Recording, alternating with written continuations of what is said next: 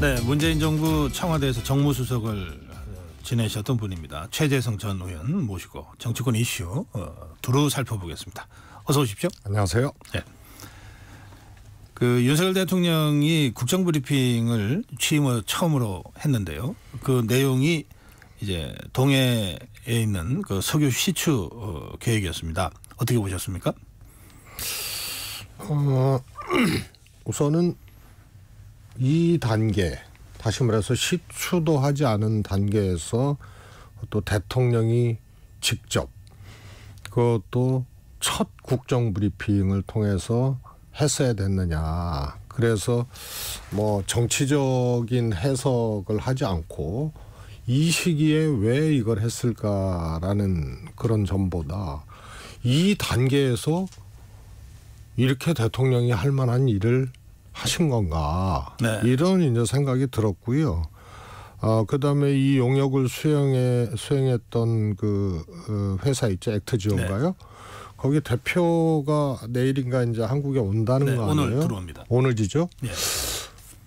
저는 그 소식을 접하면서 이거는 기획 일종의 이제 정무기획 같은 것이 작동한 것이 아니냐. 왜냐하면 대통령이 그냥 첫 브리핑에서 이 발표하지 말았어야 될 단계에서 하셨던 것도 문제지만 그 용역회사 대표가 방안에서 이제 설명도 하고 뭐 할 거 아닙니까? 이거는 항공권을 갑자기 뭐 어제 끊어서 오늘 오는 게 아니지 않습니까? 이것도 계획 중에 있었던 것이다라고 생각할 수밖에 없잖아요. 네. 그러면은 이것이 정치적으로 좀 디자인된 것이 아닌가 이런 생각을 이제 지을 수가 없는 거죠. 네. 지금 더불어민주당 야권에서 국면 전환용이다 이렇게 지금 비판하고 있는데 어떻게 보십니까? 뭐 실제로 이제 원포인트 득점 이제 대통령이나 이제 국정 운영하는 입장에서 원포인트 득점을 뭐 생각했을 수는 있겠지만 좀 전에 말씀하셨지만 정치적으로 이거는 디자인되고 기획한 것은 맞다. 그것이 용역회사 대표의 오늘 방안. 그것은 뭐 갑자기 이루어진 게 아니니까 뭔가 얘기가 됐으니까 미리 방안 계획을 짜고 항공권을 끊고 했을 거 아닙니까? 그런 점에서는 이거는 국면 전환용 혹은 이 국정 운영의 이제 하나의 이제 득점용으로 발표한 것이 아닌가라는 이제 생각을 지을 수가 없죠. 그러나 이런다고 뭐 국면이 전환되고 또 너무 이제 어설프게 대통령이 핸들을 하시고 발표를 했기 때문에 이것이 또 득점이 될 가능성은 저는 없다고 봅니다. 이 사안 자체는 득점 포인트라고 보시는 거예요? 우선 저는 어느 정권이 하든 저는요.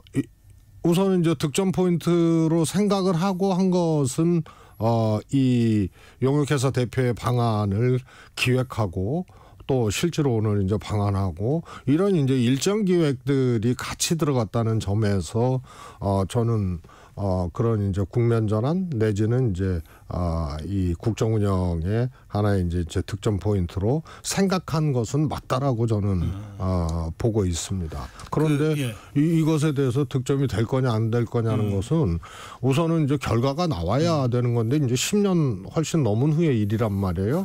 그런데 요걸 추진하고 대통령이 발표하는 요 과정 요것은 너무 어설프고 조금 성급했고 그러기 때문에 오히려 이거는 제가 보기에는 득점보다는 실점일 가능성이 저는 더 농후하지 않나 싶습니다. 그래요.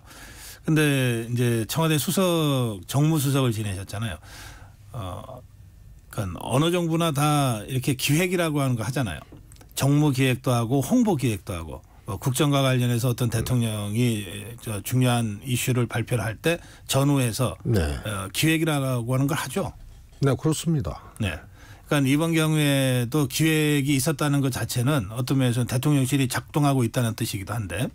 그렇습니다. 다만 이게 어설퍼냐 어쩌냐 이것은 이제 평가의 문제고요. 두 가지죠. 지금 단계에서 시기적으로 정치적인 환경이 어떻든 간에 이 소위 말해서 시추도 하지 않은 단계에서 이것을 대통령이 발표한 것은 그거는 이제 기획이다. 이렇게 추정할 수밖에 없고요. 말씀드렸다시피 용역회사 액트지오 대표가 방한한 것도 자다 일어나서 비행기표 끊고 온 게 아니지 않습니까? 일정 기획이 들어간 거거든요. 이거는 그렇기 때문에 이것은 기획으로 볼 수밖에 없는데 통상 이 정도 되면은 대통령이 안 합니다. 제가 보기에는 이건 그냥 부처에서 뭐 보도 자료 내지는 뭐 부처 실무자가 이렇게 이제 진행을 하게 되었다. 이런 정도로 그냥 끝날 일인데 이것을 대통령이 직접 뭐 하신 거는 굉장히 의외다. 그다음에 이렇게 하게 되면 이제 참모 기능이 이제 작동을 해야 되거든요. 그런데 이렇게 이제 어설프게 또 시기적으로 단계적으로 맞지도 않는 것을 대통령이 그것도 하게 하는데 아무런 참모 기능이 작동을 안 했다. 이런 것은 제가 보기에는 좀 문제죠. 우선 대통령이 안 해요. 이 정도 사안 갖고 이걸 대통령 입장에 이거를 내가 직접 해? 이거는 지금 단계에서는 아니야. 이렇게 하죠. 그리고 자원외교 우리가 옛날에 이명박 대통령 시절이라든가 쭉 겪어봤잖아. 이것처럼 불확실한 게 없거든요. 그래서 역대 정권에서는 이명박 정부처럼 소위 말해서 가스나 석유 유전을 직접 이제 사는 경우가 있고 네. 또 노무현 정부나 여기처럼 사지 않고 자원 해결을 하는 방법이 있고 그래서 진보 정권에서는 주로 후자였고 그다음에 보수 정권에서는 이명박 대통령처럼 직접 하여튼 사고 그래서 이제 낭패를 본 경우도 많거든요. 그만큼 불확실하기 때문에 관련 부처 공무원들이 제일 불안해하는 거예요. 그래서 이제 석유공사 같은 경우가 의외로 이제 소극적이고 그런 게 이명박 정권 시절에 이 실패했던 경험들이 있거든요. 그래서 이거는 그야말로 불확실의 이 지점이에요. 이거 자원 해결하는 게. 근데 이거를 대통령 보러 하시라고 예를 들어서 이제 뭐 참모들이 건의를 하거나 이래도 대통령이 안 하는 거고 그다음에 대통령이 하겠다 그래도 참모 기능들이 작동을 해서 이건 지금 할 단계가 아닙니다라고 작동을 해야 되는데 이거는 그런 거 없이 그냥 대통령도 하고 참모 기능도 하는 쪽으로 그냥 쏠려간 것 같아요. 그래요. 예. 지금 말씀하신 그런 지점을 생각하면서 역설적으로 그런데도 윤석열 대통령이 직접 한 걸 보면 이게 상당히 가능성이 높은 것 같다. 또 이런 시장의 반응도 있는 것 같아요. 그런데 대통령 스스로도 다 추론, 추정 이런 거 아닙니까? 그래서 자원 문제나 이런 것은 기대, 추론, 추정, 예측 이런 것만 가지고 소위 말해서 마침표를 찍을 수가 없는 거예요. 네. 그러니까 막상 주장과 논리의 마침표를 찍을 수가 없는 사안이죠. 그거를 직접 했기 때문에 이게 이제 대통령이 국정운영의 최고 정점이고 컨트롤 타워의 정점인데 대통령이 직접 했으니까 이거는 믿을 만하다. 그런데 우리는 기억을 갖고 있거든요. 박정희 대통령이 이 석유 나왔다라고 직접 발표했던 것, 그다음에 이명박 대통령 시절에 자원외교, 그다음에 이번에 윤 대통령 이런 걸 보면서 오히려 마지막 관문이라고 할 수 있는 대통령의 그런 신뢰들이 오히려 조금 흔들리는 그런 국민적 경험을 익히 갖고 있는 사안들이거든요. 그래서 대통령이 말씀하셨으니까 이건 가능성이 높은 거다. 이것도 이제 추론의 영역이거든요. 추측의 영역이고 그런데 이런 국민적 경험을 갖고 있는 이런 상황에서는 저거 왜 지금 했을까? 그리고 시기적으로 적절치 않다. 그래요. 이거 뭐 확실치 않은 건데 그런데 예산은 들어가야 되는데 그거 왜 했을까? 그다음에 그 용역회사 대표도 와? 그럼 이거 미리 기획한 거네. 이쯤으로 가게 되면 오히려 신뢰도가 흔들리게 되는 그런 이제 역설적인 어떤 상황이 오고 있는 것 아닌가 싶습니다. 예. 지금 뭐 국회는 이쪽 저쪽에서 다 지금 특검법을 꺼내들고 있는데요. 이번에 그 국민의힘의 윤상현 의원이 김정숙 여사 특검법을 발의했습니다. 어떻게 평가하십니까? 저는 우선은요, 처음에 이제 그 소식을 들었을 때 뭐 다른 인터뷰에서도 얘기를 했습니다만 우선은 당론으로 채택하기 어려울 거다, 국민의힘이. 네. 왜냐하면 이게 김건희 여사의 특검법을 더 이렇게 만져서 키우는 효과가 있잖아요. 이 소위 말해서 이제 김정숙 여사 그런 의도가 없었다 하더라도 결과적으로 그럴 수 있다. 윤상현 의원도 맞불의 성격이 있다. 김건희 여사 특검법에 대한 맞불의 성격이 있다. 이렇게 얘기를 했거든요. 그러니까 결국은 묶이게 되는 거 아니에요. 그럼 이제 두 가지 경우가 있잖아요. 뭐 천하람 의원이 얘기를 했지만 민주당에서 다 하자고, 두 개 다 하자고 받으면 어떻게 할 거냐. 그런데 저는 뭐 그럴 일이 없다고 생각을 하지만 그런 경우는 더 위험해지는 거죠. 그래서 오히려 김건희 여사 특검법에 대한 방어 논리, 방어벽들을 무너뜨리는 것으로 김정숙 여사의 특검법 발의가 결과적으로 그렇게 이제 묶이게 되는 거고요. 또 하나는 특검 대상이 아니에요. 고전적인 이제 지금까지의 최혜병 특검법이라든가 방어 논리가 수사 중인데 수사 중인 사건을 보고 미진하면 하겠다. 대통령도 공수처 수사를 보고 미진하면 나부터 특검하자고 하겠다. 뭐 대통령이 특검 주장한다는 거는 정말 우스운 일이고 있을 수도 없는 일이지만 하여튼 그렇게 얘기를 했는데 이 국민의힘 논리가 무너지잖아요. 아직 수사도 안 한 거고요. 그다음에 전직 대통령이기 때문에요. 통상 특검은 검찰 수사의 공정성을 기대할 수 없거나 법에 그렇게 되어 있습니다. 혹은 수사가 미진하거나. 그래서 하나는 검찰이 수사하지 않더라도 공정성이 의심이 되면 특검 발의할 수 있는 거고요. 그다음에 수사 결과가 미진하면 할 수 있는 이 두 가지가 다 법조항에 있는 거예요. 근데 이거는 어느 경우에도 해당이 안 되는 거고, 그래서 주로 살아있는 권력에 해당하는 사안을 특검으로 야당이 발의를 하는 거죠. 그런데 이거는 퇴임한 대통령이기 때문에요. 수사하면 돼요. 그래서 이거는 윤상현 의원님이 어떤 생각으로 특검법을 발의했는지 모르지만 제가 좀 표현이 그렇습니다만 이거는 오히려 엑스맨이 된 거 아니냐. 그래요. 그리고 김건희 여사 특검법이 묶이게 됨으로써 김건희 여사가 의문의 일패를 당한 거 아니냐. 최혜병 특검법도 결국은 재의결이 실패했잖아요. 이것도 김건희 여사가 또 일패를 당할 가능성을 높인 결과거든요. 다음에 이제 김건희 여사 특검법이 오게 되면 국민의힘은 또 막아야 될 거 아닙니까? 대통령 거부권 행사할 거고, 그럼 재의결도 막아야 될 건데 8표란 말이에요. 지금 재의결에 필요한 게. 그런데 우리가 김건희 여사 특검법까지 또 최혜병 특검법에 의해서 이걸 또 온몸으로 철통 방어하고 막아야 되느냐. 이런 것이 저는 국민의힘에서 나올 수 있다고 봐요. 그래서 1패에 의해서 이어서 윤상현 의원의 김정숙 여사 특검법 발의가 의문의 2패를 기록하게 되는 거 아닌가 싶습니다. 아주 재미있는 분석이신데 사실 그것 때문에 특검이 아니라 김정숙 여사의 경우에는 바로 수사를 해야 되는 것 아니냐 이런 주장들이 나오더라고요. 그러면 지금 여러 가지 의혹은 그동안 이렇게 제기가 되어 왔는데 김정숙 여사에 대한 수사 필요성은 그 의원님은 동의하시는 겁니까? 저는요 이게 동의할 수 없는 것이요.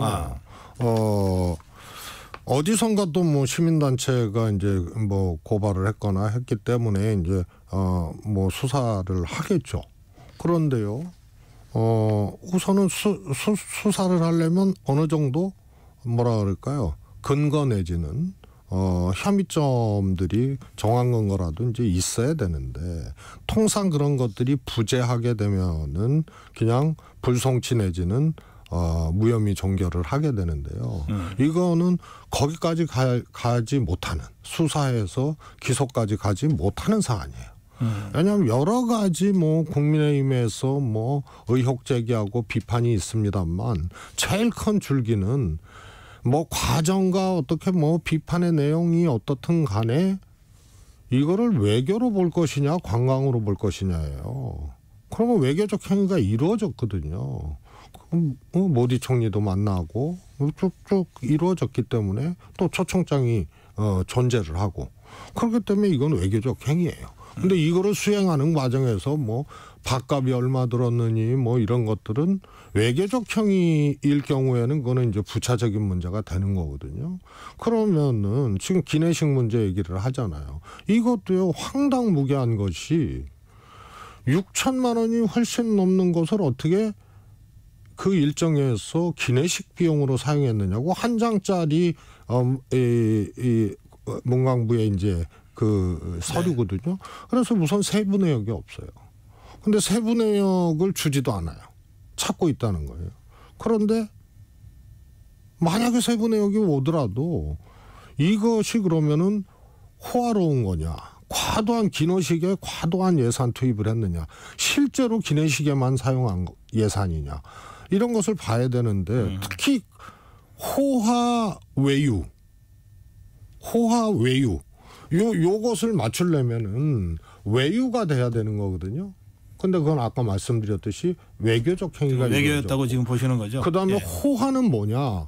그러면 국민 혈세를 과도한 예산 사용 그거를 맞춰야 되는데 그러면 기내식은 전 정부 혹은 현 정부 유사한 사례 때 사례를 봐서 비교를 해야 되는 거예요. 그래서 보통 5끼 정도로 예측이 되거든요. 이 인도 방문 때 기내에서 식사한 거를. 그러면 이 전체 인원을 봤을 때 뭐 기자들도 가고 그랬으니까요. 그러면은 한 끼 한 20만 원이란 말이에요. 이게 그러면 윤석열 대통령 부부나 뭐 했을 때 이거에 비해서 뭐 배가 됐다거나 뭐 이러면은 지적받을 수 있는 거예요. 예, 시간이 지금 많이 돼서 짧게 좀 제가 부탁드릴게요. 이제 외교로 본다고 말씀하셨는데 타지마할 부분도 외교라고 보시는 건가요? 그렇습니다. 그것도 외교라고 보시는 겁니까? 예.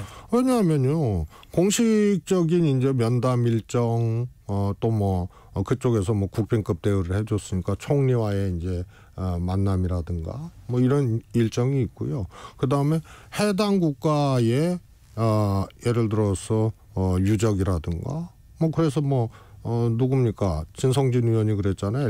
엘리자베스 여왕이 황한했을 때 네. 안동 하회마을관과하고 같은 거다. 그래서 통상 외교 일정 중에 그런 것들이 있죠. 알겠습니다. 그 특검 중에 이화영 전 경기부지사와 관련된 대북송금 특검법 있잖아요. 그건 어떻게 평가하십니까? 저는 민주당의 이제 입장 또 심정을 이랄까요? 이런 것은 충분히 이해를 합니다. 예. 소위 말해서 외압과 회유가 있었다라는 이화영 전 부지사의 주장. 그런데 사실 저는 실제로 회유가 있었다고 보거든요. 네. 특히 술자리 사건이라든가 뭐 이런 것들은 저는 충분히 근거 있는 이화영 전 부지사의 주장이 아닌가 싶습니다. 뭐 구체적으로 열거할 수는 없지만 출정 기록 하나로도 지금 검찰에서 필요한 것만 오픈을 하고 있잖아요. 네. 그래서 이것은 충분히 근거가 있는 거기 때문에 검찰이 이재명 대표를 소위 말해서 대북송금 특검으로 엮기 위해서 회유가 일어났다.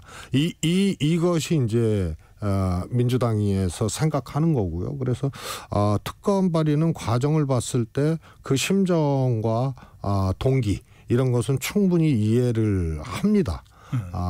그래서 이제 필요성도 있다고 보지만 네. 이걸 꼭 발의했어야 되느냐 특검을 이 문제에 대해서는 정무적인 이제 또 이 판단을 해보자면 굳이 그렇게 하지 않아도 될 일 아니냐. 우선은 이제 상대방의 이제 공격이 있잖아요. 그래서 뭐 총장도 검찰총장도 이거는 사법 시스템을 그야말로 흔드는 거다 이렇게 반응을 했고 또 이재명 대표 방탄용 특검이다. 네, 근데 방탄용이라는 건 택도 없거든요. 그러니까 특검 발의 안 했으면은 안 나올 말들이죠. 그리고 규명이 특검으로만 꼭 규명이 이루어지느냐? 어차피 검찰은 세게 수사하고 저는 뭐 회유가 이루어졌을 가능성이 크다고 보고 그래서 검찰은 그냥 그렇게 하는 거거든요. 그럼 이 과정에서의 문제는 꼭 이 시기가 아니더라도 다른 방식으로 네. 다른 시기에 따질 수 있었던 거 아닌가 싶습니다. 예. 오늘 여기까지 해야 되겠네요. 예. 최재성 전 수석이었습니다. 감사합니다. 네.